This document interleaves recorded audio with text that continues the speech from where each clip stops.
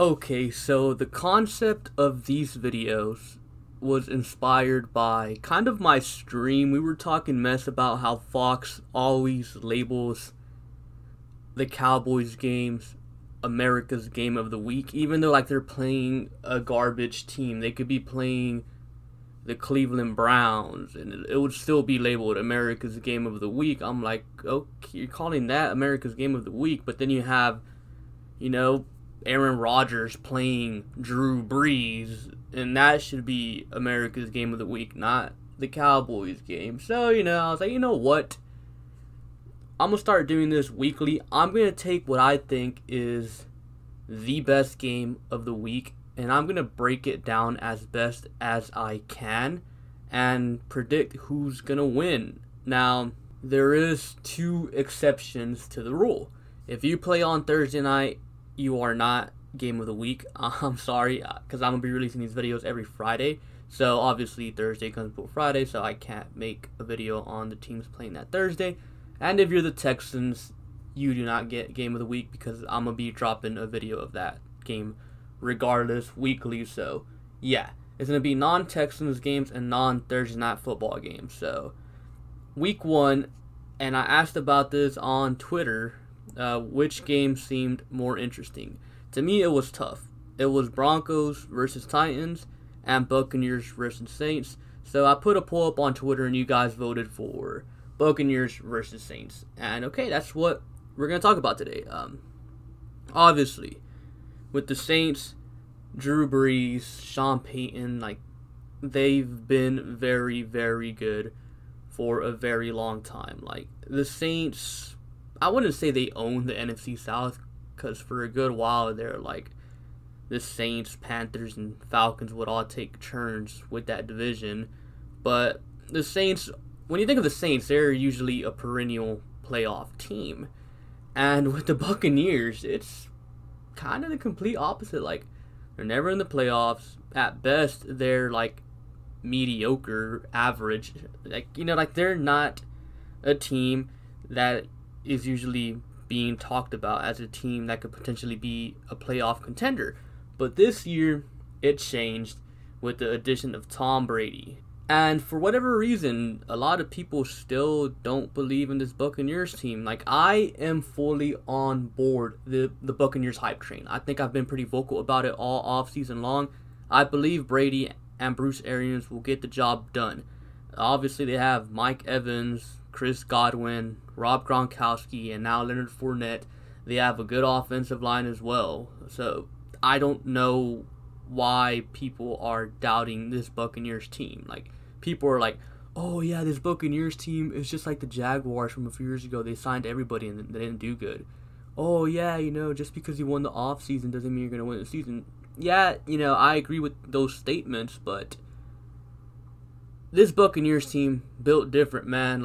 Brady is different. He is smart. He just understands the game so well. It's kind of like when the Broncos got Peyton Manning back in, 2012? Yeah, you just knew Manning was going to go in there and do things for that team. Brady's going to go in there and do things for the Buccaneers. Now, let's actually get into this game. This game is in New Orleans, but I'm not sure. Obviously, they're not going to be at full capacity, so the home field advantage that New Orleans usually has won't be a thing. And I think that's huge for the Buccaneers because they're still trying to get things together, they're not going to come out of the gate firing on all cylinders. There's going to be a few wrinkles they have to straighten out first, and, that will go as the season progresses. But, let's just start talking about the Saints offense versus this Buccaneers defense. And I really want to mention this Buccaneers defense because for whatever reason, a lot of people think this Bucs defense is trash, but it's the complete opposite. Ndamukong Suh, Vita Vea, Shaq Barrett, JPP, Devin White, Levante David, Carlton Davis, Sean Murphy Bunting, Jamal Dean, all those last three guys I mentioned, they're three very young and good corners. So I really don't understand where this whole, oh yeah, the Buccaneers don't have a good defense. Their defense sucks. That is a load of BS. Their defense was slept on last year, and it's getting slept on right now. It's a very, very talented defense, and when they match up against New Orleans, I actually think they match up really, really well. Now, look, I don't think at the moment, I mean, I could be wrong, because one of these young corners could definitely be like a breakout corner and turn into like a legitimate shutdown corner, like a, Tre'Davious White, Marlon Humphrey type of guy. I could definitely see that happening, but Michael Thomas, I don't think they have anyone that can like completely shut him out. They can limit him, but he's gonna eat. He's Michael Thomas. He's definitely gonna eat. I do think they can do a good job of stopping Emmanuel Sanders, and Alvin Kamara out of the backfield. They have two very athletic linebackers that can probably cover him out of the backfield as well.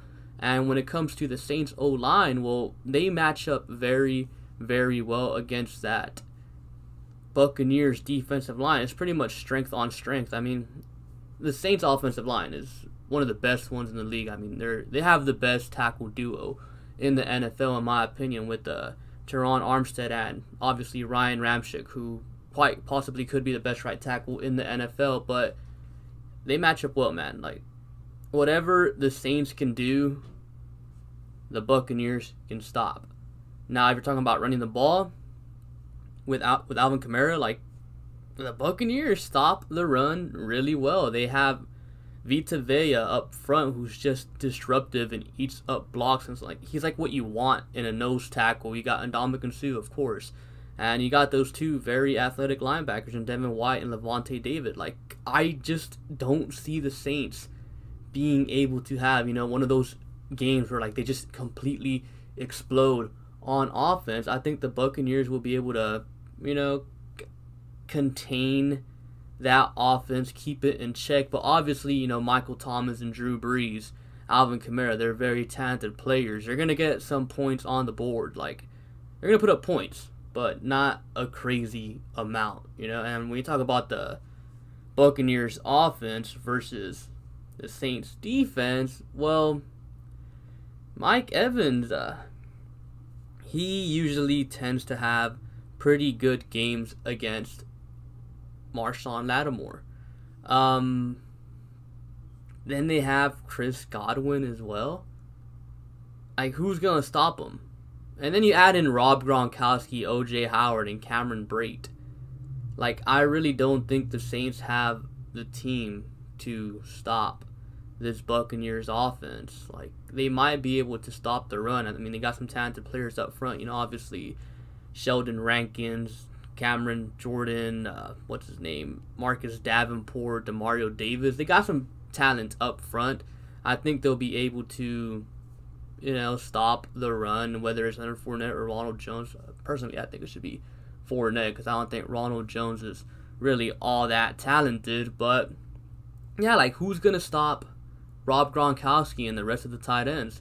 Who's going to stop Chris Godwin? Like, Brady is a very smart player, and he's going to get the job done, man. Now, I do see this game being a very, very close game.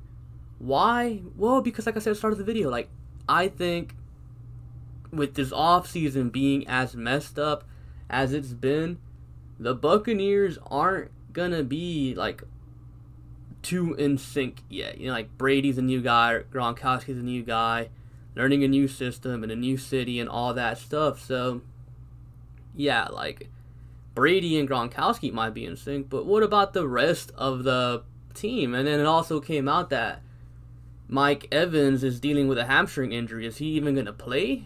Like, if he doesn't play, then it's Marshawn Lattimore on Chris Godwin. And, Marshawn Lattimore is a very capable corner, one of the better ones in the league. And I think he's capable of stopping, Chris Godwin, or at least containing him. So, this is definitely going to be a very interesting game. I'm praying that they televise it. I haven't looked at the game schedule in my area here in Houston, but I am really hoping that they televise this game, because it's going to be a very, very competitive one, a very, very good one. And ultimately, though, I think the Buccaneers come out on top. Barely, though. It's going to be a very close game, hard-fought game. I don't think it's going to be as high scoring as some people might anticipate. I think this game might end up being like a hard-fought defensive battle, like with the final score being something like 19-17 or something like that, you know?